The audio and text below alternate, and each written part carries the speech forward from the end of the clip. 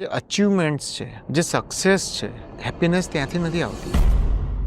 દુનિયાના જેટલા મહાન કન્સેપ્ટ છે ને એની ડેફિનેશન બી નથી, અને સમજવા કે સમજાવવા બહુ જ અઘરા છે. પ્રેમની ડેફિનેશન, લાઈફની તમે કહો કે આ રીતે લાઈફને એક વાક્યમાં કહી શકાય એની કોઈ ડેફિનેશન નથી. હેપીનેસની કોઈ ડેફિનેશન નથી. The pursuit of happiness, happiness achieve ના થાય, એ ખાલી પરસ્યુ થાય. So that's why it's a pursuit of happiness.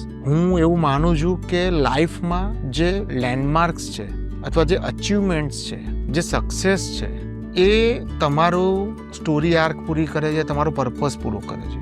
પણ હેપીનેસ ત્યાંથી નથી આવતી. હેપીનેસ તો જર્નીમાંથી આવે છે. હેપીનેસ તો તમે કઈ કંપની સાથે ટ્રાવેલ કરી રહ્યા છો એમાંથી આવે છે. હું અત્યારે એવો પ્રયત્ન કરું છું, આની કોઈ વ્યાખ્યા ના થઈ શકે, ડિફાઇન ના કરી શકાય, નક્કી ના કરી શકાય કે આ હેપીનેસ છે, પણ હું એવો ટ્રાય કરું છું. પરફેક્ટ ડેઝ કરીને એક મૂવી છે, ઇટ્સ અ જેપેનીઝ મૂવી.